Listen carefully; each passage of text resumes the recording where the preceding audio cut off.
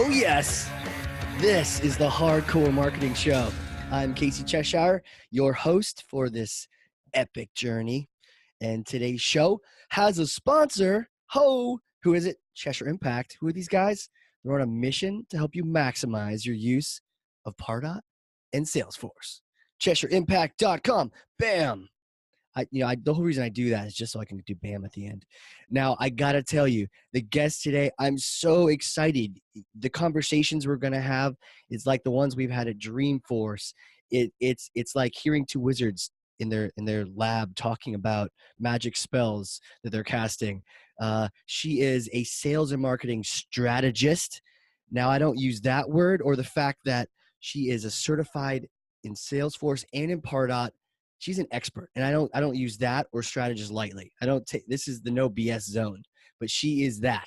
And what's even cooler is that we get to work together. She is the solution architect at Cheshire Impact. She is the one working and designing frameworks and workflows and solutions with people. Friend, amazing teammate, Jennifer Schneider. How are you? Hey, everybody. Well, thanks, Casey. That was pretty awesome. Welcome. I almost lost myself in your introduction because there's so much. And then, I've got the Starbucks though. So I am perfect. Locked in. I've got my coffee as well. You do too? Yeah. Good. Super pumped to be here, guys. Super pumped to talk about all things dynamic content.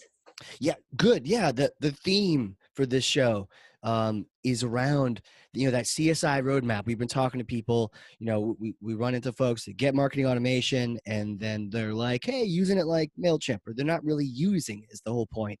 So we created this roadmap called the CSI, and it's like, do this first, do this next, do this next. And each month this year, we've been talking about a different one of those steps. Everything from getting to know your buyer to eventually setting up ROI tracking so you know what's going on.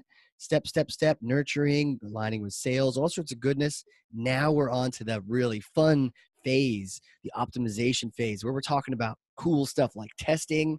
And one of my favorites was the idea is the concept of personalization. Dynamic personalization, really customizing the journey to the buyer. That's the theme. So I am stoked, and I'm glad you're here to really just crush. And so I want to pass you Thor's hammer. And please, are there any myths that you want to smash? You hear bogus strategies. Like we were saying earlier, this is your therapy session. Are you hearing stuff out there? People are saying, oh yeah, this is the case. That is not the case, right? Or just misconceptions. You just want to set the record straight. You bet. I think one of the biggest misconceptions that we see is folks are like, yeah, I'm using dynamic content. I put their first name in, I put their company in. It's totally yeah, bro. That is not dynamic content. It's not it, huh? I mean, that's great that we're doing some personalization. We're taking that effort, but we're going to definitely dive in today about how to personalize that content, maybe even the look and feel. Really, really tailored. And again, cut that time for your marketing team. Instead of creating 4 different segmented emails, you can create one email and segment it using dynamic content. So that's probably the first one. Okay, so it's not just, I mean, you got to unpack this. It's not just first name. Like, I did that, I'm done. Right, There's more exactly. to personalizing this journey. Yes, absolutely. It's not like an easy A, that teacher in high school that everyone's exactly. No, it's not what this is. Now that has some effect, right? The idea of putting in their name. I mean, I think studies show people maybe will read it, even if they know it's from some bogus source. They see their name in it, but there's more to it. Is it like an iceberg where most of it's below and we're not even seeing it? Absolutely. That's a really great analogy, actually. Yeah, I mean, it's all about pre-work and understanding who you're talking to and making an impactful message. And whether it's content, product, or service related, you want that email not only to be tailored to that person, but tailored to what makes sense and what compels them. If they're a certain in a certain position, they're a CEO versus a CIO versus a director. All 3 of those people can think about the same topic in 3 different ways. Interesting. And so whether we're segmenting by industry or by persona or by any of those things, you want to make sure that the actual content is compelling, not just that subject line and that name. I think we rely on that as marketers a little too much, and this tool allows us to take it to the next step. Yeah, it's almost safer. I'm going to change the first name. I'm going to A/B test the color of the button, which we Right. know from a couple podcasts ago you don't need to ever do again. Yep. The color has been discovered. I'm not going to tell Yeah. you. You need to go rewind back and listen to that episode. But yeah, right. So it's like there's this safe playground. We're kind of, oh, I can hang out over here, but you're missing so much, Mhm. and your buyers are kind of getting the shaft with maybe generic content or maybe content that's geared for not them, and they're Yep. just not engaging. So if you're wondering why your really cool white paper is getting sort of tepid, lukewarm temperature reaction, maybe you're just not personalizing the journey for everyone. You might have multiple Absolutely. personas. Absolutely. They're just not Huh. getting to it. I mean, I talk about this with clients all the time. Think about your own inbox. Make it like, Yeah. how many emails a day do you just delete? Yeah. We all know that marketing automation exists. Okay. You're not fooling anybody. Right. Everybody knows you didn't sit and craft those 4,000 emails yourself. Yeah. To stand out, you have to do something different. And so if Right. everyone else is just doing the subject line, take it to the next step, be that first person. So that's what we want to dive into today. I'm pretty excited to talk about it, but as you can see, I'm very passionate about it, but there's a lot to be done and a lot to discover. Huh. Surface level. So, okay. So it's important why we get more engagement. Do you have people ever push back and say, like, why should I do this? Why should I leave the safe playground? Or do people just generally accept that they need to Yeah, do more? I think they love the idea of it. And anytime a pushback I have is when they start to understand the process of how to do it. Well, then we've entered into a whole new realm, and maybe we'll cover that later in the call. But there is definitely some process and some alignment between marketing and sales to make it happen, and that can be a very scary place for a lot of teams who haven't collaborated with their internal teams. So that would be the biggest pushback. And honestly, if you just need a process or a hand to kind of get you through that process. And so, yeah. Do you hear people saying things like, I can't start because I don't have X, or Mhm. like what's kind of sort of the hesitation or Yeah, you just bet. the So, I mean, the people obstacles? that understand dynamic content and how it works, just really high level, right? It's going to be based on a field value in your CRM, right? Yeah. So, if someone isn't comfortable with that, or like, oh man, our data just sucks. Like we don't have it Yeah. consistent. I can't rely on that. So I'm just not going to touch it at all. Yeah. So there's some truth to that, right? We want to make sure that our database is clean, and we want to drive adaptation. But I think there's also something to be said for the 80-20 rule, or 75 to 25, or even just starting small with one segment. You Mm, can make an impact very quickly. You can focus on one field. You can take a small group of sales folks. You can do some small tests. I always say start small, see the right. results, and then more people will say, oh, you know what, I'm going to help you with that. I see how it panned out. We have our open rates, our engagement of the content we put in there skyrocketed, by 4 to Mm, 11%. Well, jeez. we use dynamic content. And doesn't happen all the time, but you'll definitely see that uptick. And I think once you start to see those things, you can start to expand on it. So, yeah.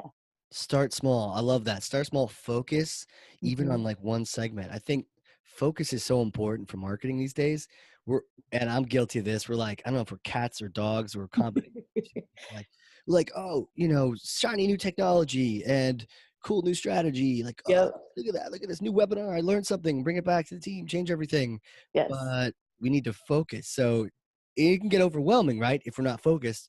I Mm-hmm. don't have time to get all these segments. I can't do this. I don't have enough resources, time, money, energy, people. But you're like, nope. Hey, focus. Pick in. What do you say? Pick your top segment, or the one that hopefully which one converts the best. Right, absolutely. Start with something simple like industry. Sure. That's one of the most common filled out fields in your CRM. And sales are usually used to putting that in, or if you have an enrichment service within your CRM, a lot of times that industry field kind of populates for you. Mm. So start with something that you know is used most often, develop the value, and then implement it in another level. So, did I hear that right? Enrichment tool? Yes. Tell me about that. Lead enrichment tools. Oh, we're going down the rabbit hole. Oh yeah, it's rabbit hole. It's rabbit hole Thursday, everybody.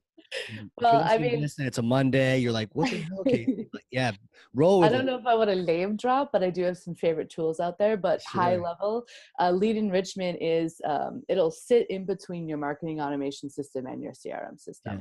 Yeah. And so, for instance, anything net new that comes in, they may fill out a subset of fields. That lead enrichment tool will go ahead and find that email, search the database, and fill Yeah. in things like, revenue, industry, size, that type of thing. So Just it's kind of helping that. autofill, help you out with it. Absolutely. Absolutely. And So good. that comes right into your CRM.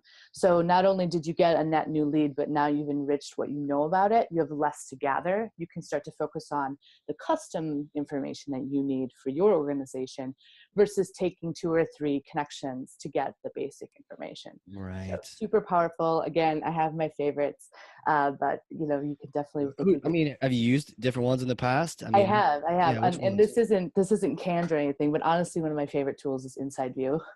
It's funny. I was gonna say that too, but yeah, Yeah. they're not sponsoring this yet, No, but right? I know. I'm like, this is gonna sound completely set up. maybe they should. No, It's like I product actually, placement, right? of course, I'm really thirsty for a diet Pepsi. right? Exactly. Okay, so No, you've used them before?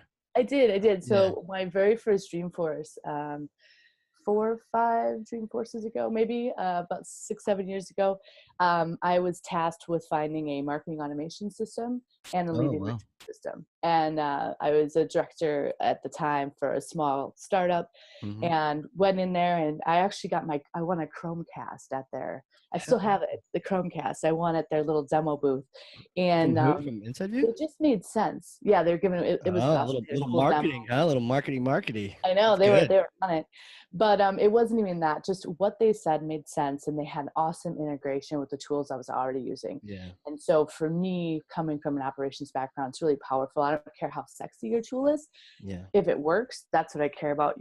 Everyone's going to work on a user interface in the future, right? It's all going to look pretty. So they really hit home with what they were doing, how they were using it, and compared to other tools I was using, I was super impressed. So Hmm. yeah, yeah. That's cool.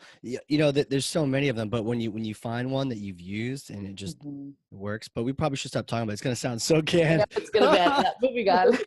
you, you guys are so selling out. They're like, no, seriously. But yeah, that's really what helps. Is just sharing experiences with things. Yeah, yeah, And yeah. So okay, so it just enriches that data, or basically, unscrews it up. Like, you're missing something somehow. I think at one point I was at a company where we had a whole database and we had no states anywhere. So, yeah. we That couldn't sort exactly. by geo or anything because we just didn't Right. have that. And then of course you're invoicing people, and I don't Yeah. know how that happened, but then we had workflows created to say like, okay, sales, you're getting close to getting married to this customer. What Right. state, what address, what's the mailing address? A little bit of validation in there to make it Exactly. Exactly. happen. Yeah, it allows your sales and marketing team to focus on things that are important to you, like if you have particular product or service lines that you have as a company and you want to know what their interests are, then you spend your time as a duo team to figure those things out because you already have the state and all of that. So it Right. saves you that extra step. That's cool. That's cool. I'd love to kind of backtrack a little bit and Yeah. talk more about that not segmentation, but the personalization. I'd love to get like practical for a second. Maybe not technical, but Hmm. practical, just in terms of, you know, we talked, sort of high level that you should probably identify your segment to start with. Industry is a good one, you're saying, which I think is awesome. What's the best way to approach all this? Like, what's the first step? Do you have a couple steps in mind? Hit this first, and then once you got that, you go here. Boom, boom, boom. What do you have any sort of Um, yeah, I path? mean, I think you have to figure out, it starts simple. Like if you have an A-B differentiation in your company, when I say that, there's a common example, but it's an awesome story. Yeah. For instance, like a hospital, right? Who has a public and a private sector.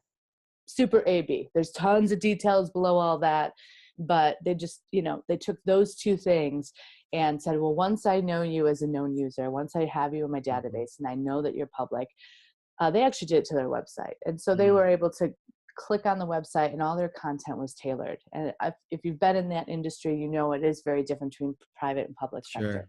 So I know we've used that example before, but it's just such a powerful one. Right. And it's just two things, right? It's simple. So if you have a product offering and you have two major product offerings that might have, some details underneath, to start broad. Start broad, and then you at least know now we're talking about a specific product offering, and then go on from there and start to get the details. But try to see if you have Cool. a 1-2 differentiator to start with.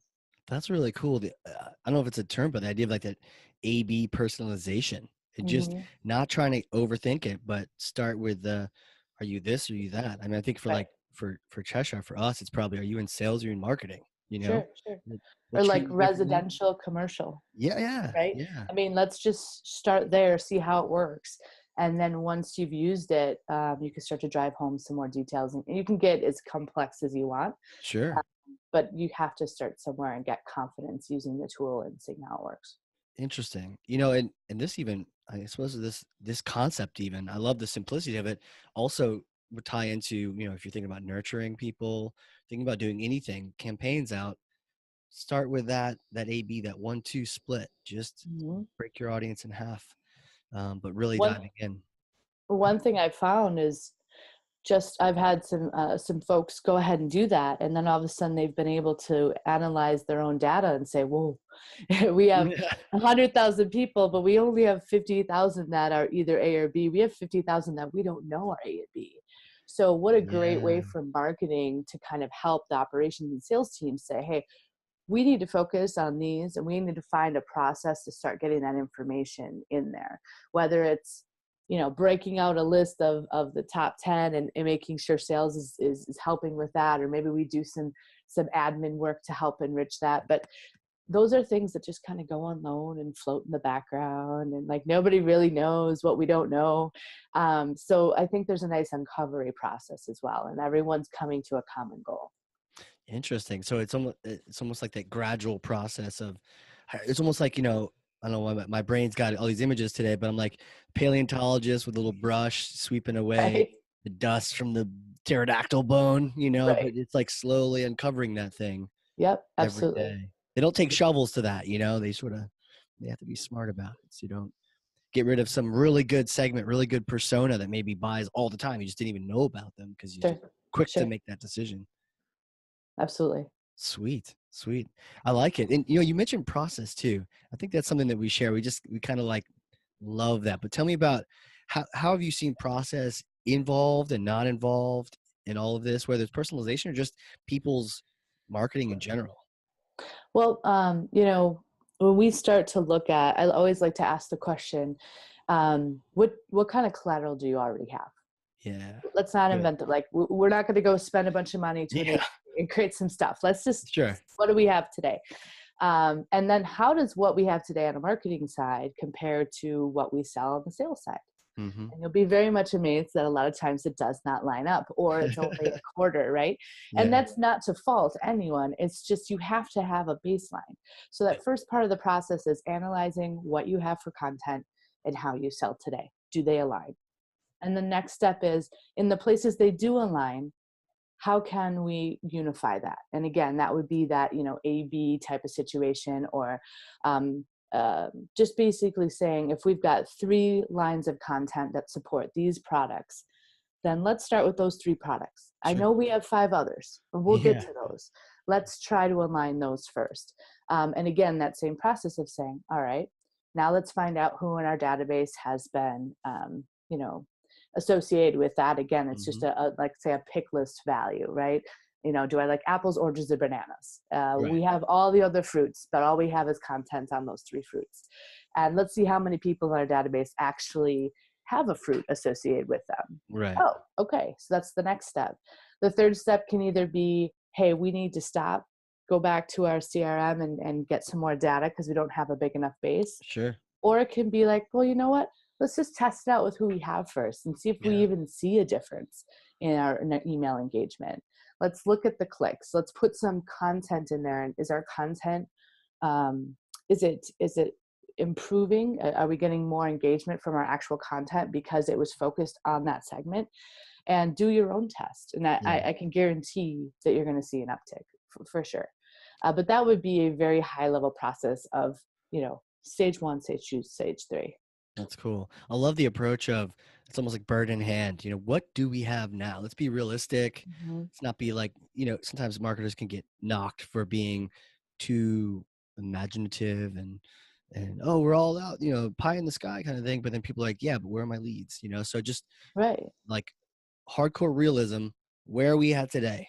Here's what Exactly. we have for content. And I remember one place that, when I got part out, it was like, we had 7 pieces of content. 4 of them were like from the 80s with 5 brands ago, so it Right. wasn't even, I didn't even recognize it. It's like a TV show when you weren't even born. You're like, what's this, Right. Dad? Like, and so it had that, but 3 were good. And so but we just had to take an index of like, what do we have? Absolutely. To your point, Absolutely. I love that second part was, how do we sell today? And it wasn't like, how do we sell? It's like, how do we sell today? I'm sure you're going to change it. I'm sure you're improving. You're probably building a better sales process every day. Great. How do you sell today? And let's Mm-hmm. just take a little snapshot in time. That content, good or bad, sales process, good or bad, just unify them. That's really cool. That's probably the work you're doing with like the revenue optimization projects and Absolutely. that kind of thing? Yeah, we do. I mean, not to go down another rabbit hole, but Yeah. we, Oh, we rabbit do that hole first Thursday. and analyzation of like, where is your org today? We know we want to get to this end state, right? We want to get to I always say to my clients, we want to get to the demo. Like, I saw the Right. demo and I want to do that. Great. However, we've got some steps in the middle. And so that's what the revenue optimization is finding out where you are today. What are the biggest pain points? What is really hindering you? And, Yeah. kind of piggybacking off of what I talked about, the reason we use what we have today is we need to have adoption. We need to be able to put that back to revenue that's coming in with opportunities so Yeah. that when we have more money, we can go back to and say, hey, we need more content. But we earned that because this is what we're doing. So same with That's revenue cool. optimization. What's the biggest thing that's hindering you from closing opportunities? And we tackle that first. And then we get your org configured, right? And there's stages. And maybe if you're in Classic and you want to move to Lightning, we go there. Then we go back and re-optimize your marketing automation system. Then we might go forward and talk about reports and dashboards. Then the almighty analytics. But there's definitely stages in that, and you might not be ready for all that right now. Right. You can't have your cake if you don't have eggs. You can't bake it if you don't have an oven. Interesting. So you've got to take a step back and create a process because yeah, that's about it. It's almost like a mishmash of like chicken and the egg, and can't have your cake and eat it too. It's like you can't Right. have your cake if you don't have eggs. It's like true. True story. I mean, you Unless could it's use like a applesauce, vegan but cake I or mean, something. details. Yeah. Yeah. Yeah. But that's a really good point. It's funny as you were describing that, you're like I glowing, know, I was all excited. Yeah. I mean, you loving this stuff. You're just diving in and but you're making some big changes. You're helping, a lot of these organizations align what wasn't aligned or just make Mhm. sense of the chaos. Maybe they inherited something, they inherited a program, Oh, for sure. and they just moved over from some shitty marketing automation tool. Now they're on a great one, right? Right. But they Yep. don't know what's going on. They don't know where all the things are connected to. So it helps to take a Yeah. step back. It's almost like they always say this about small business or just, take time to work on the business, not just in the business. But you could take that analogy to like life, take time to Absolutely. think about life while you're in it, just take a step back. So this is like just taking a step back from the tactical execution of that campaign and that new thing and this and that and this and that. And like, we know you're busy. I'm busy. You're busy. We've been there. We've done that. But it's like, take a step back, just one moment. Maybe we can do it for you and just Sure. look and see what we see. And sometimes Exactly. having someone else look at it for you, they see all the things that you just took for granted or. Well, we get so focused in our tunnels. I mean, as much Yeah. as we claim as a society there are no more silos between marketing and sales, and it was a big thing about 3 years ago, breaking down the silos. Breaking them down. But Yeah. there's still that and it's okay. I mean, your marketer isn't always going to also be your CRM expert. You Right. have to learn how to work together. And I always say, like, my big thing is PA.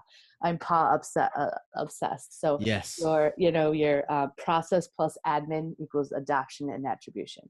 Mm. So you have to collaborate between teams, or it's not going to work. You can't just say, I own this, this is mine, and I'm doing this. Teams have to collaborate. Once teams really do break that down and understand when it's appropriate to collaborate, then it just becomes like this beautiful downhill snowball effect. But it can be overwhelming where people are like, I don't want to sit in sales process meetings for 5 hours. If I'm in marketing, I don't have time. And if I'm in sales, I really don't necessarily care all of the things that maybe marketing is doing. So you have to find out when it's appropriate to collaborate. We're going to take a piece here, and then we're going to show you why, and then we're going to show you the results. Once you're on board with that, we'll chip off another, piece of that iceberg, and we'll keep moving forward. I love that. Process plus, what you said, plus admin equals adoption. Adoption, attribution. Yeah. Adoption. So we want adoption A's from our in there. sales team.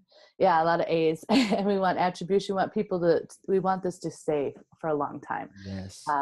Let's look in the long term. If we're going to put the effort in to get your CRM and your marketing automation humming, this is a long-term project. This isn't something that in 3 months you're going to turn it on and it's good to go. As much as you may feel that way when you buy it, we step back and say, what is working today, right? Right. So you really have to look, like you said, did you inherit an organization that completely had a different sales process? Do you not have a Salesforce admin or a CRM admin? Do you have many of them? Like every organization has their own little quirks and their red tape, and some things are pushed and others. And so you just have to learn how to make that beautiful dance with your organization, create your process. Yeah. Cool. I like that. It's like seeing the complex and just like seeing a couple patterns that come out of it and sort of just taking those, kind of boiling them up higher so you can share a simple message with people. And the idea of adoption, it's so interesting. It's almost like that's the thing is, it's huge. You're trying to get people to use it, whether it's marketing automation or Salesforce, right? Like use the thing. How many people name a tool and then don't use it? I think, was it Serious or someone did a study where they found it was like 30%. Most people use. I would say 25% of a tool 25% is used and you're spending mega dollars on it. So do you know where that came from, that number? I don't know. I don't know if we all just started saying it. Yeah, but yeah, it's true, because when we've done our CSIs, we find that the average score out of 10 is about 3. 2.5, 3, which lines up with that industry stat of people not fully utilizing the tool that they have. And we're just so jazzed about it, we can't help but make sure to talk about it. So that's cool. That's where frustration, people talk about, well, I'm just so frustrated with this tool. Like, this is not working. And, all this marketing automation, it's just crap. Some people just get really angry, and they have every right to. You spend a ton of money.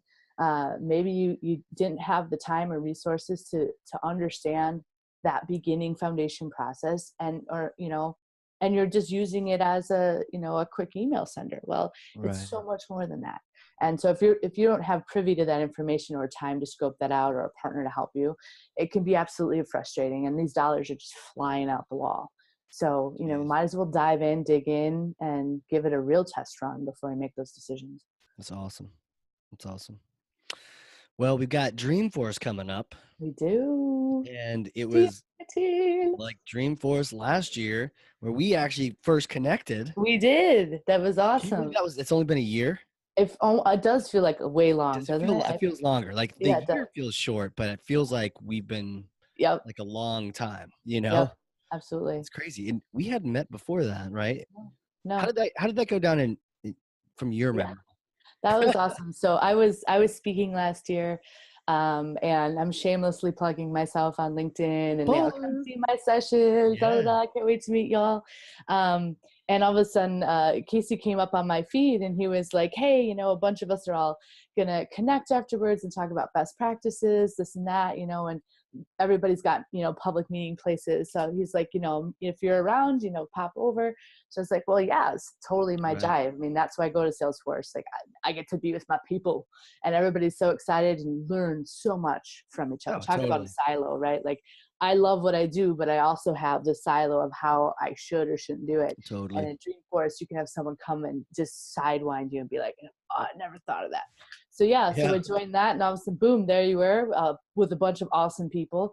And we all became quick, fast friends and started chattering Yeah. virtually into the evening. So yeah, it was awesome.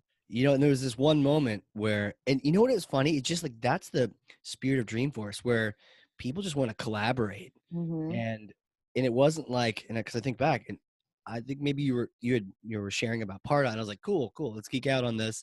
And it wasn't until like we're at that location, we're meeting up, and we're kind of like, so who are you? Yeah, random we did. We talked for like ever before. We were like, hey, yeah. wait. So who are you? And you're like, oh, and I do Pardot. And I was like, no shit.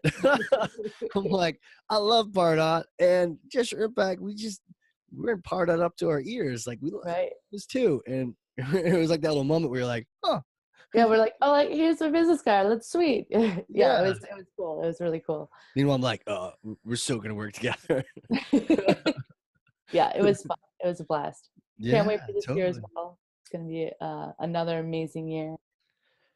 You think it'll be like, it was pretty organic how that worked out, where we met up, a bunch of cool folks from Pardot were there. We hung out, we went to this Mhm. after party, and then I don't say Pardot, I don't know, ding dong ditched us, but somehow someone had to go away on a bus. But Right? we met up with some other Pardot friends Yeah, and yeah, some Pardot folks, and it was just good. And then we got yeah. into It was place, and awesome. there's fake Tony Robbins, right? I remember Yeah, him.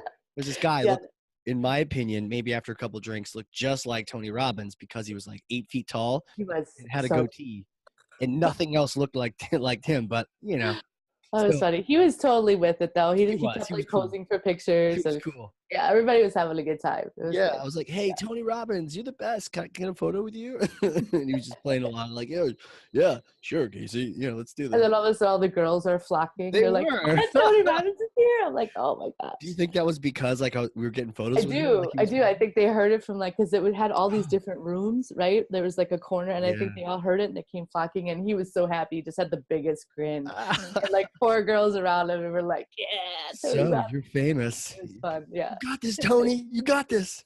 I Right. don't I even was know his waiting for name to people this to day. pull up the book and have him start signing. Yeah, right. Then it like, who are you? You're famous? Yeah, I'm famous.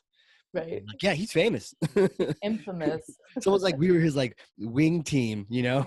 like creating this whole moment. But it was so organic just to have those connections, and then we bumped into Ben and a couple other cool Yeah. people, and then eventually hung out, later on that, future Yep. days and different Yep. events, and walked around San Fran, got some crazy food. Yeah. It's like Good that's food.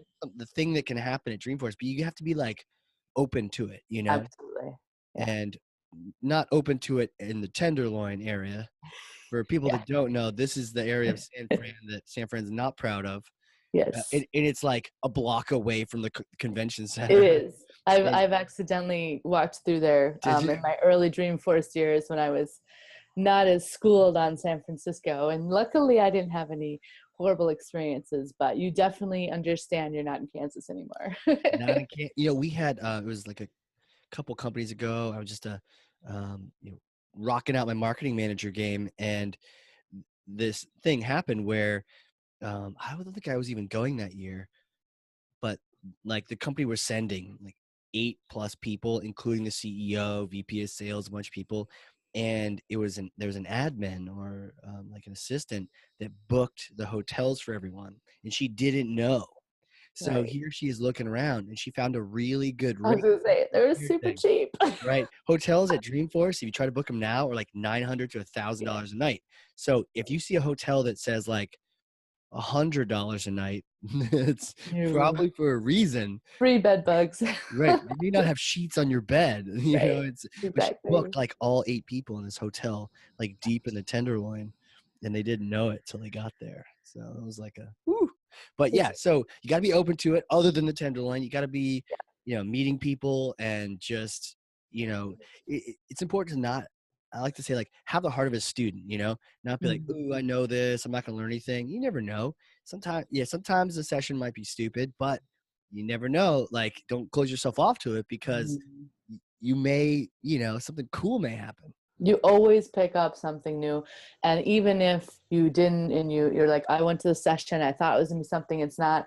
You're sitting around some brilliant people. And so you may not have gotten something out of that particular session, which honestly, I've gotten some out of every session. So, but I just like a little kindergartner when I go to sessions. I'm like, oh, teach me, I'm so excited. Right. But if for some reason, you accidentally book yourself something that just wasn't what you thought it was, just talk to the people around you, because you're going to find friends for life, colleagues for life, and Yeah. being able to connect with them after, grab a sandwich, like you said, just be open, be safe, be smart. But and those are my three things for Dreamforce: be open, be safe, be smart, and wear tennis shoes. It's not a fashion show. Yeah, this is not a fashion. Like This is you one are thing. walking for a For long anyone time. that hasn't been there or ever goes there in the future, Yeah. wear those, the walking shoes. San Fran is made for walking. That's what you'll be Yep. doing. There are shuttle buses that you won't be on. So, Exactly. There's hills, there's lots of events, and water. They always give you a bottle that you can refill, and oh, right. drink your water. It's so easy to get dehydrated because Yeah. you got session. You're just trying to make Yeah. appointments. You're excited. All of a sudden, you're like, I have not eaten today, and I haven't drank water in 24 hours. Why Right. do I have a headache? So yeah, just we'll get off that. But those are my major tips That's for cool. it. But it's such an awesome experience. Yeah, it is. Maybe we'll bump into, I'll add someone to this party here. We'll just bump into Yeah, someone else. yeah, Who absolutely. knows? Just be open to it. Anybody listening, let us know if you're going Yeah, to if you're be going, let's hang there. out. Yeah, for Let's hang sure, out for for sure. sure. If you're not going, do go, and we'll still hang out. Yeah, exactly. So, like shows, I've been doing a couple of these lately. Yesterday I went to Inbound, and the day before that I was at, have you heard of Drift? Yes. So Drift, for people listening, like it's cool. It's like this retake on chat on your website, and they go a little crazy because they're like, forms. You don't need forms, and then like right on the front page is like a form saying give us your email address. So, Right. anyways, so but it's cool. It's like this AI take on chat where people can go down this path on a chat window on the site, and if at any point they're like human, like it magically drops in a person into that chat who's like, hey, I'm Jen, or, That's what cool. up, it's Casey. And that way you can actually have a conversation. But they have pathways, just like we program nurture campaigns. People are programming these really cool pathways to get people where they want to go, which is, I don't know, just neat. It's the idea of engaging with people. But they had their event called Hypergrowth 2 days ago. Cool. One-day event outside this like shell thing on the Boston Harbor. I literally got sunburn at it because it was out in like an outdoor event. So it's like half a dozen of the other, inside you're like, oh, it's a beautiful day, I'm inside. Outside, everyone is like sweating like crazy and got sunburned. But what I liked about that Drift event is these guys, they're not public yet. David Cancel, who runs that place, he's got some success in the past. He got acquired by HubSpot. He's a cool dude, but he's also been really thinking about the person, not just the marketer, so selling to like the whole person. So the sessions they had were not just like they weren't like the pitchy stuff that normally you can get at some of these bigger conferences. One was the 13 things successful people don't do. Like, it was a psychologist that came out and like, That's cool. I was like, hell yeah. That was the Yeah. first session of the day, and it was cool because they were just trying to push envelopes and try new things. But I don't know if you heard, but they pushed an envelope. Grant Cardone came. Have you heard of him? I have not. Yeah. So I'll do Google now. yeah. So he wrote this books. One's called like 10X. And I liked the book. I listened to it on Audible because Southern guys, basically like, instead of thinking about how you can grow your project, your team, your results by 1%, what would it look like if you went 10X? And even like thinking about like our company, what would our company look like if we had 10 times more people, not just 5 more people? And when you think that bigger picture, you think, okay, what would be different? What would we have to plan for? And it's like a cool exercise. So I totally dig that. But on a book in Audible, he's reading his book. It's scripted, it's prepared, Right.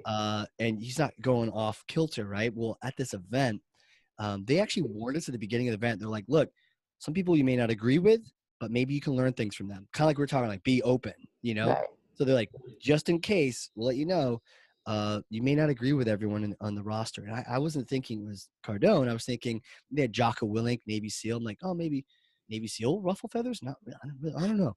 But it was him, it was Grant that they're warning people about.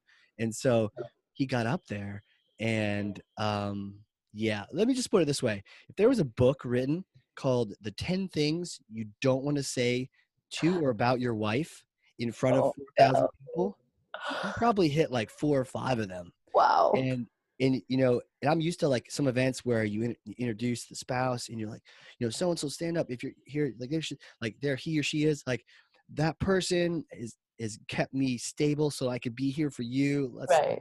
thank them. It's like so cool. Like Tony Robbins does this thing where he's like, Sage, I love you, and everyone's like, oh, I wish we had love like that. Like that's so cool, right? And you're like, oh, awesome. So I'm in my head, I'm thinking, oh, maybe he's gonna do that. And he has his wife stand up and thanks her, but he literally, after she stood up, he said, okay, that's going to get me sex tonight. Right.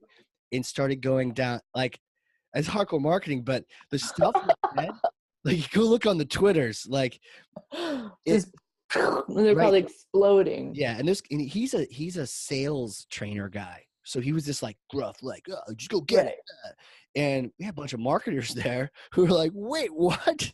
What are you saying? Not necessarily used to that sales culture. Not that that's sales. That's like beyond, right? Right. But, We're not at a sports bar with your buddies, or and we don't need to know about that. Yeah. And at one point, he was saying how like he first met his wife. Oh, like hi, and met his wife, and she didn't see he was cool right away. Obviously, she should have been able to recognize that. It was like she's dumb. She's dumb, dumb, dumb, dumb, dumb. Right?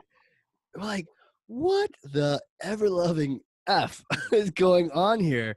And so, people just like you look on Twitter, people were like freaking out. Oh, They're I like, bet. wasted 45 minutes of my time with his misogynistic blah, blah, blah, blah, blah. And he didn't Look, spin it at the end into well, something. he tried to by saying, look, right now I'm competing for your time, just like we're competing for places in your inbox. We're competing for time. I got to hold your attention. You're right in front of me. And you're already looking at your phones.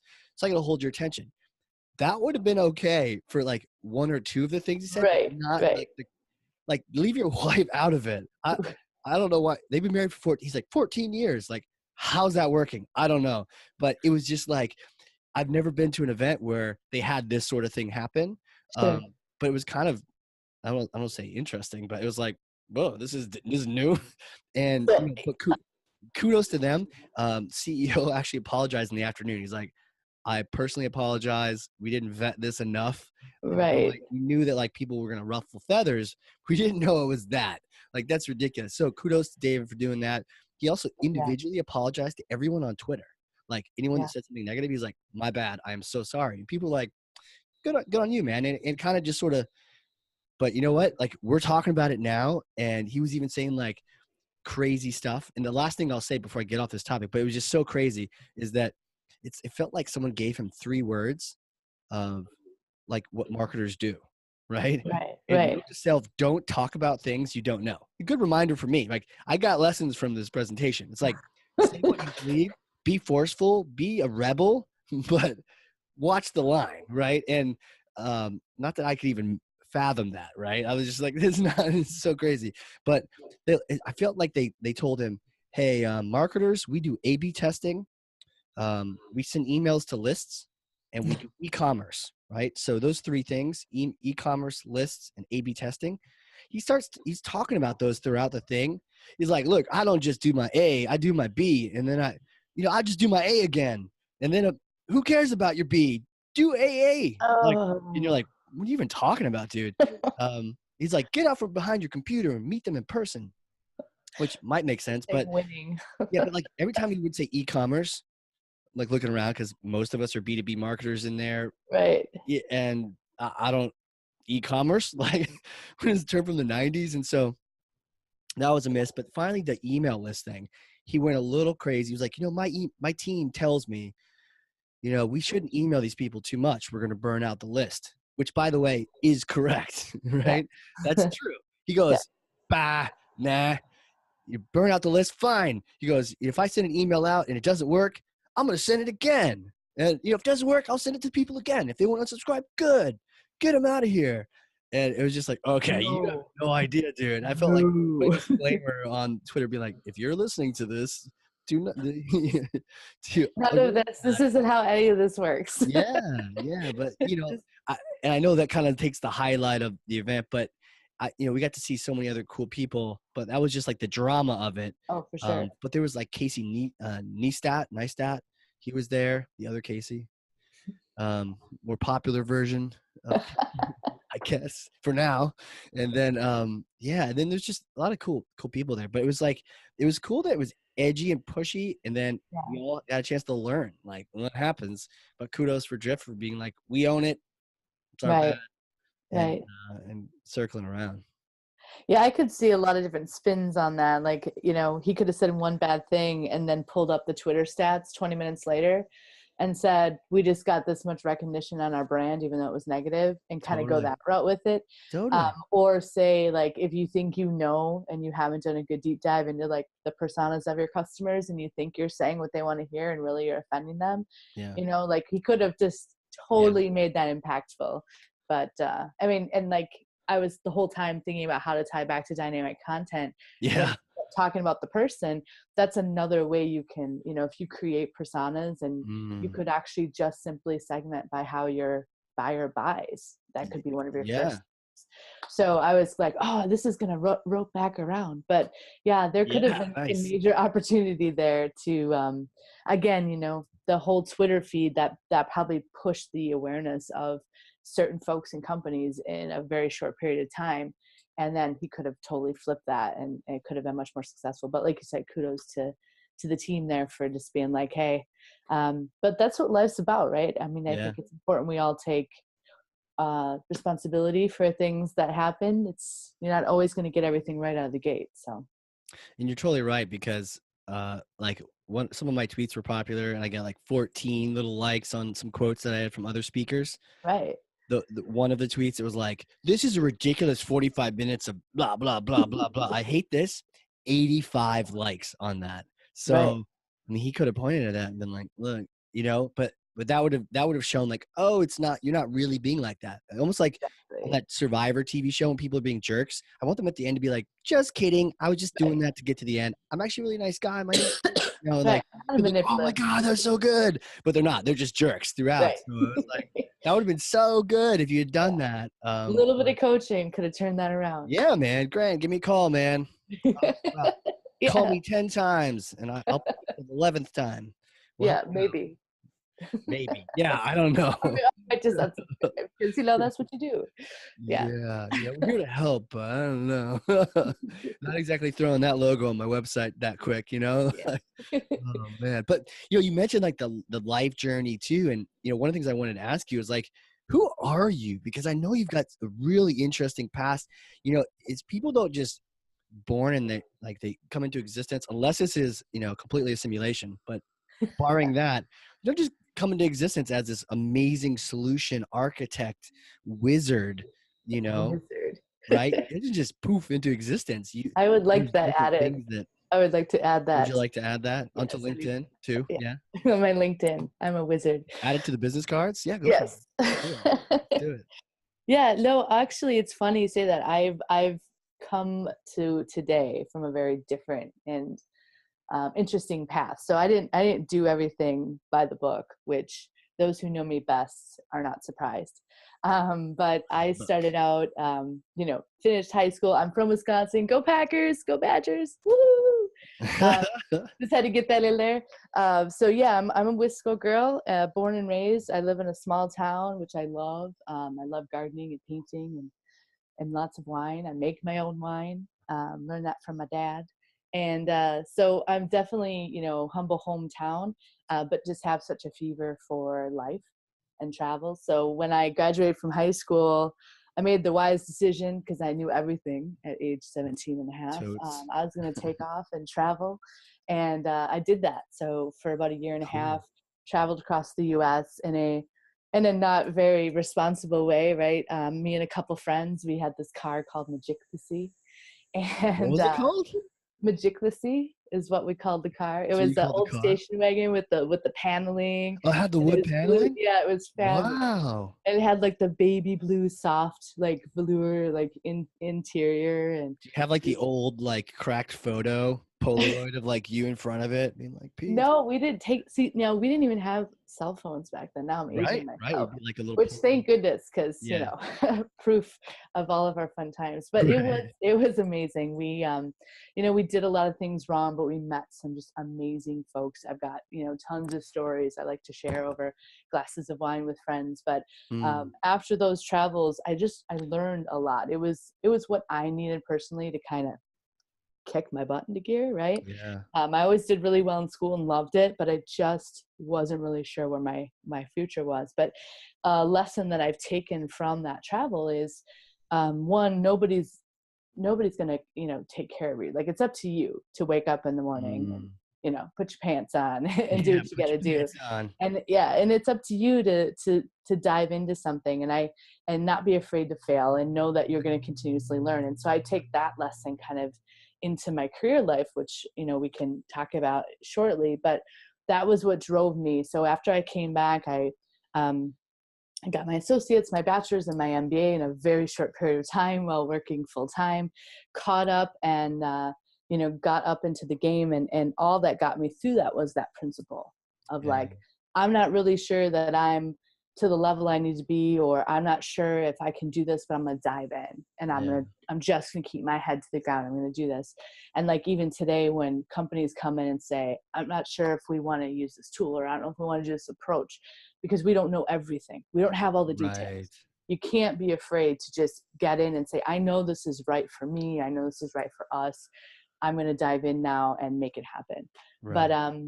But yeah, so I came back, I went to school, did all that. The funny story is, so I'm in technology now, right? And Yep. well, obviously, because I'm a wizard. Wizard. But I was 28, and I came back. I started my associate's degree, and I walk in the computer lab, and she's hands me a hard floppy disk. Again, aging myself. Well, yeah. And Was it the small it one? wasn't the floppy, but it was the The hard. hard one? Yeah, It was, yeah. yeah. So Yep. the kids, they called them floppy disks, but they were not floppy. Go Right. figure. But before that, they were the They floppy were. They ones with used the to little be. hole. Yeah. Yeah, again, myself. So I get this hard disk or whatever, and I Yeah. get my Excel book, and she's like, okay, this is an open, computer class. And I was like, so what do I do with it? I didn't know how to even like I had no idea, like, how do I turn the computer on? What does this black thing do? Oh, Like, how cool. do you get that stuff on the screen? I mean, that's where I was then. So funny story, I wasn't born Wow. into this, but Yeah. found a passion, dove in, and through the whole career part, I kept kind of getting put into sales. And I went to school for marketing, and everyone kept giving me sales jobs, and I'm like, I just want to market. But that's when I found Salesforce. And I fell in love with that. I fell in love with the process. And because I was able to span between manufacturing, I'm also did concrete, that's a whole nother story, but between manufacturing, operations, and sales first, because that was my foundation. When I finally did get into using things like marketing automation tools and CRM tools, it just clicked for me, and I saw all the voids. It was like a Yeah. beautiful mind moment. I'm like, why are we doing this when sales is doing that? Did they talk to each You other? know? Why is our software not supporting anything Yeah. we're doing on a day-to-day basis? This is a no-brainer. So lucky enough, I had some awesome mentors early on where I would just be like, can I have an hour of your time? Like, I didn't care if you were a VP or whatever. Like, I put my pants on just as you do. And I think travel helped me with that. And I'd walk in and I'd be Yeah. like, here's the 5 things we could improve today to Yep. make this better. Here's the time frame we could do it. Here's the resources I think we need, and I'd like to be on the project. Right. And they're like, okay. Okay. So that's kind of how that worked. And I guess, throughout the years, I've been able to really hone in on what I love, and Yeah. that's what got me to Wizardville. But Wizard, man. yeah. I can see it now. Liz is listening for like quotes and everything, and put your pants on. Put your pants on. Just put your Right? pants on every morning. Put your pants on Just every pull up your morning. pants and you got this. Pull up Nobody your else. pants. You got this. Yeah. I love that. But it's that attitude, and I know we're sort of summarizing it, but the idea of traveling, and I also heard you say like you caught up afterward. I don't think so. Like, I didn't do that. I wanted to, and I think a lot of us wanted to, but it's almost like that responsibility Mhm. pathway. It's like, well, you just do what everyone does. You high school, then you go to college, or you do the next thing, and you just do the next responsible thing. But it's so important, especially for certain personality types, and I know we're very similar. Like, just get out there without the constraints to just figure out, what do you enjoy? What are these passions? Better understanding what your passions are by not having anyone dictate them for you. Yeah. Yeah. I don't think you caught up. I think everyone else that didn't go on something like that is catching up now, right? Yeah. Like, and it's like, how do I sneak into Appalachian Trail when you have 2 kids and a job and all that? Right. It's hard, right? Yeah. You gotta do that then. Now, of course, you can find times and places, but I think that was awesome that you chose to do that. You just sort of went with that, and so universe sort of rewarded you by all these experiences and just taught you to pull your pants up. Exactly. Exactly. I mean, and I was fortunate too. I got to go to India. That changed my life. That was like What? the most Was this a amazing part of trip. this is random travel time, or No, is it this was through work. So obviously I knew my love for travel. So anytime I could, squeaky wheel gets the grease, right? So I'm like, oh yeah, I mean, we got a trip. I'm really good at events. Like if you just get me there and I will bring back leads, I will network. really? And I always, I document really well. So like I was raised also I was brought up a Catholic Yep. parochial school. So like my note taking skills are seriously on point because, I had to Nice. highlight every chapter. So I'm very process orientated, but I'm also kind of, just kind of outgoing and eccentric. So I'll have my outgoing eccentric moment and then I'll come home and I'll be like, and type it all up. So a lot of companies love that. They're like, whoa, we just got a book. So Yeah. people would send me places. But when I was a director of marketing, I was working on 2 sides of the house. One, a startup workforce optimization tool, and then the other was a call center, and their headquarters were in India. And I got to go there for 3 Oh, weeks, and it wow. was life changing. I mean, tell me about it. Like, where do you begin? Like, what Oh, changed your life? well, the first thing is, and I don't know how appropriate it is, but it's a real moment. It's a hardcore moment. Hey, hardcore Um, marketing, I y'all. was yeah, exactly. I If was you're never soft, turn it overseas. off now, and you don't come back. Right. Yeah. Don't unsubscribe. No. Yeah. So I went overseas, and the first week I was there alone, and I had never traveled Mm, overseas. I just traveled in the States, and right. maybe Canada, maybe Mexico, but not really anything more than that. Yeah. And I'm a very tall, I'm built like a farm girl, so I got Mm. broad shoulders and big mouth, and I got blonde hair, and Is this after the um, concrete too? yeah, this is after the You work concrete. concrete. I It's like mean, you're muscles. tough. No. You're tough. Yeah. So no, but How just tall are very you? Are you tall? Are you like super tall? 5'6". Okay. So not that, but definitely tall for India, right? Because the Okay. frame of everyone is very Sure. different. And you were just Yes, we like land UFC ready and to fight. yeah, like, oh, I'm gonna get you. No, Get you. uh, but I land, and first of all, the airport doesn't have walls, and then there's like guys with like machine guns like around the baggage claim, and Okay. I always say, well, I'm not in Kansas anymore. I'm like, okay, Yeah. and they're like, well, just look for the person with your name, and I'm from the Midwest, so we just smile at everyone all the time. We do things like, oh, yep, you're fine, no problem. Yeah, oh, oops, sorry, yeah, we got you. So, Yeah, I just which is I'm walking cool. I through wish more people like were like super that. sweet, and I'm like, hey, and people are like, and everyone is very friendly there too. But Hmm. I'm looking for like that one person that'll nod. When you recognize someone from across the room, you're like, oh, hey, yeah, oh, it's Hey, me, gotcha. So totally. like I go outside, I'm trying to find my ride, and there's like 50 people smiling at me.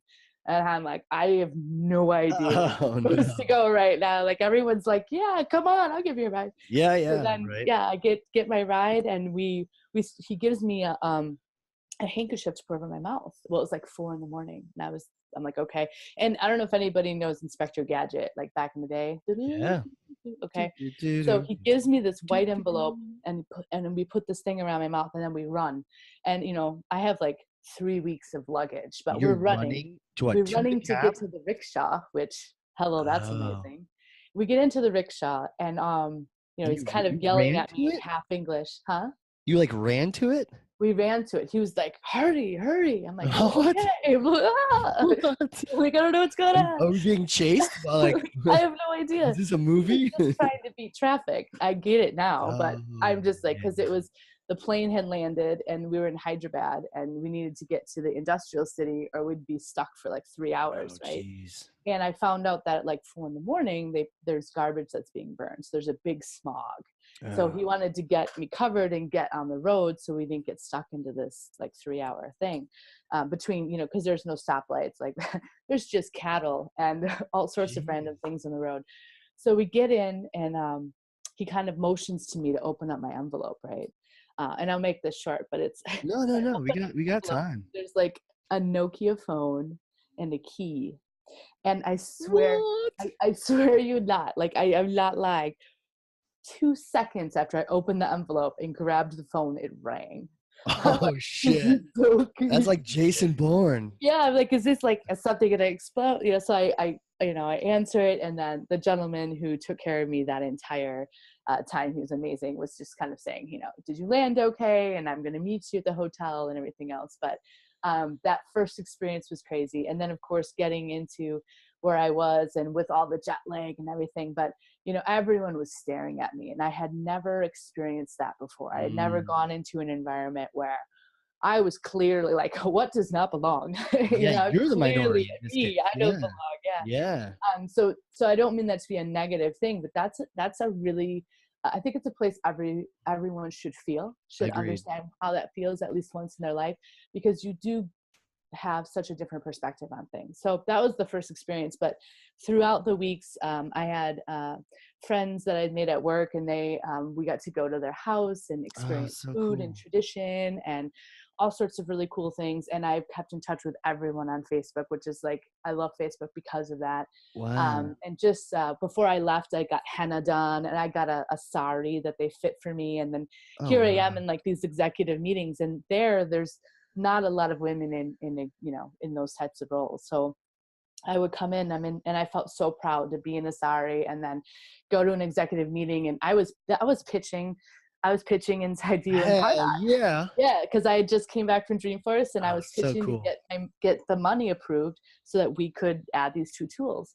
So I had this big presentation and I had to go in front of the CEO and everybody and basically, have them have faith that these 2 tools are what we needed. And I was doing it in the sari, and it was so cool. And there's one of my good friends, Bagarvi, she was just like, that was just, there was just this cool sisterhood that we developed in those 3 weeks Yeah. of like, you go girl, so Yeah. but yeah, some really good friends and family, amazing food, and just the spirituality and awareness of self. It really was an amazing experience. So kind of Like, just went on and on. no. I mean, this is so fascinating. It like, so you're wearing the sari. I can totally see that, because sometimes people, they're stoked that you know how to say please or thank you. Right. I always felt like whenever you travel, you want to at least have enough to be polite. Yeah. And you just trying to learn that much makes people's day, because they're like, oh, okay, you're not just some person just expecting to just be English. You just got a little bit of, got a little Oh yeah. bit. Yeah. Ramble on. I don't have that much knowledge, but I can at least be thankful. Oh, it was funny Yeah. because they knew how open I was. So Cool. first of all, everyone eats so much food and everyone is so tiny. And I'm just like, and they always have food catering in and stuff like that. And I'm sure I got some special treatment because, we came from the States, but all these different foods. And then my friends, they'd come up to me and they like, try this. And I'm like, okay. And then right when I get it to my lips, everyone starts laughing. And I'm like, well, am I not supposed to try this? Like, because I would just say yes to everything. And then some Right. stuff would be super spicy and some stuff would be like mushy inside and get all over my face or whatever. And we would just laugh, and it was just a Awesome. really cool experience. I got to go to the markets. I've got some cool garb around the office. That's what inspired the color of my office here. I like it. Yeah. And then we got to even go to Falconuma Palace. And so it was really What's that? strange to see. So long history short, and I'm probably going to get it wrong, so I'm not going to talk about what I don't know. Yeah. So But it is a palace that is tradition in both European and Spanish and Indian tradition. And there's like, things made of ivory and stuff, right? So super faux pas. But back in the day, I mean, it was just so much wealth. Yeah. And then right next to like just tarps and, there is no separation of like class. It's all together.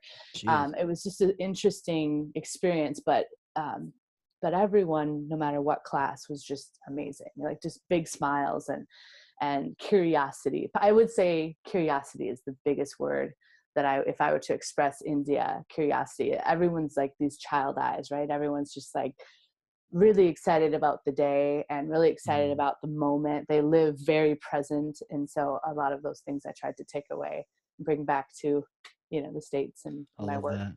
Yeah, and the family meals too. Going Mm-hmm. home with someone, like it's 1000 10x% Yes. better. You got the touristy meal, you got the meal in the hotel, or somebody's house where they're cooking you something. I remember even being like Canada or like Quebec, that home cooked meal, you see how they live and how they interact. Like, it's priceless, It's so cool. The smells and like Yeah. just getting to know people's quirks and like the little things that make them tick and they open up more and stuff. So, but my traveling is not over. My husband and I are really hoping in the next couple of years to buy a schoolie. So if there's any schoolies out there, What's a school? woohoo. So school bus conversion. So we were thinking like, Oh do we want to yeah. do an RV? Do we want to do a camper? Do we want to do a pop-up? We do a ton of camping and traveling, and he hasn't done a lot of traveling, and he'll probably retire before me. But I can work anywhere. So I'm like, Yeah. you retire early. Well, look, he's awesome at like carpentry and stuff like that. I can make anything look pretty with paint and fabric and Awesome. functionality. So we want to completely gut a school bus, Hell yeah. convert it, bring our dog and cat with us, and just go see Yeah. what we can see. So yeah, those travel days are not over, but it might take a few years for us to do it. But I think we're going to do like a YouTube channel and like, because Hell right now yeah.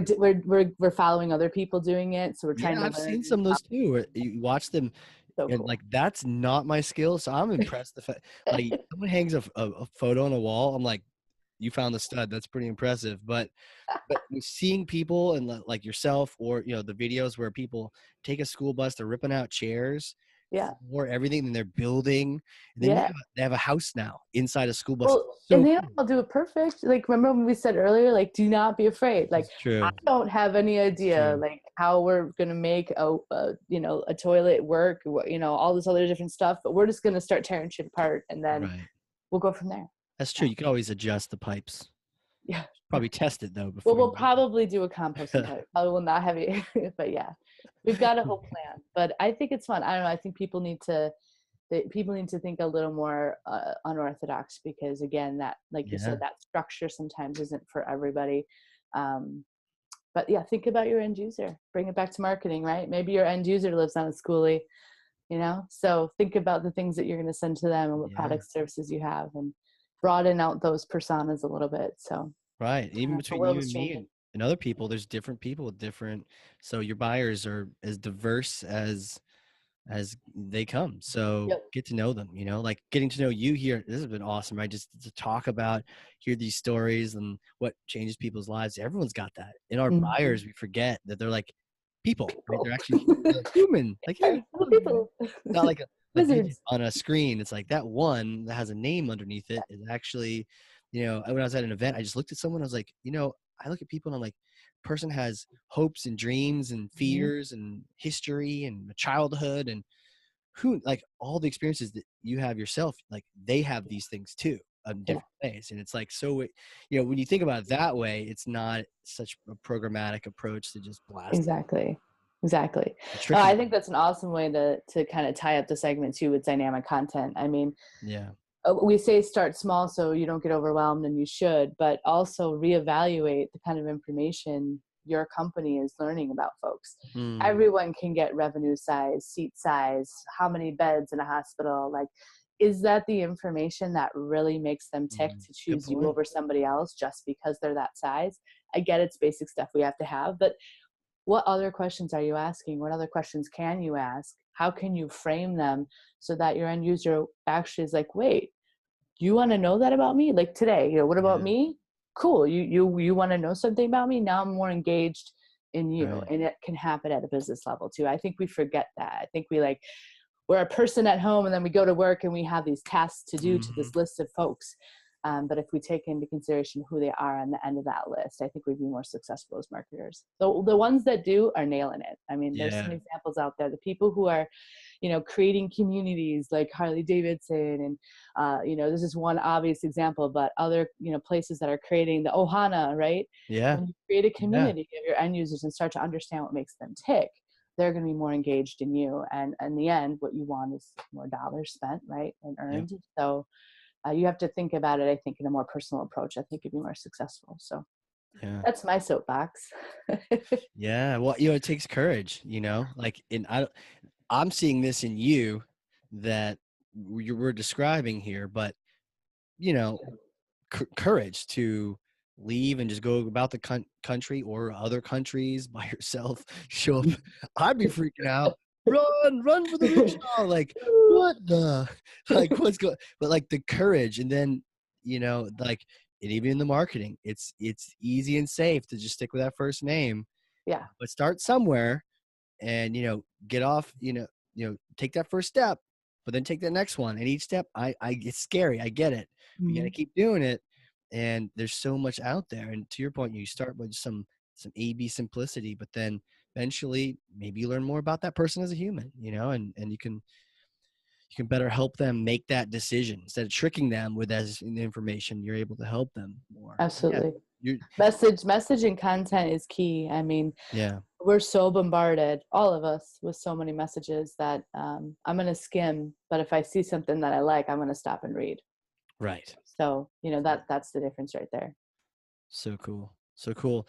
Well, this has been awesome. Where can people find you? Because I know people are like, I got to get some more of this. I want to follow the school bus. I want to, like, where is Jen now? Where is she going? And, or just they want to see you in a sari or something. Yeah. Well, you never know.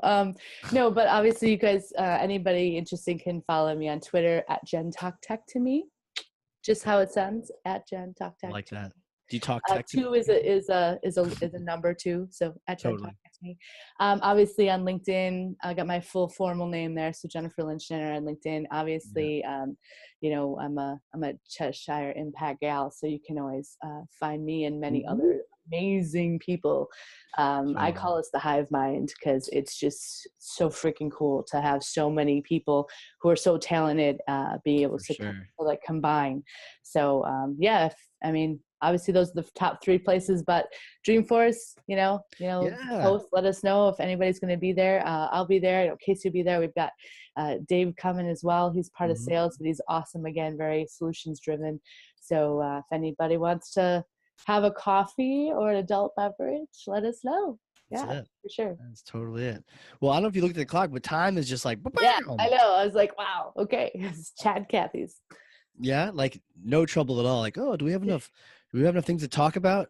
For sure. And there's like 80 bullets we didn't even talk to, which we'll have to do like next time. I know. I feel bad. I think I got a little sidetracked, but yeah, no, very cool. Thanks for having me on, and hopefully we'll talk soon.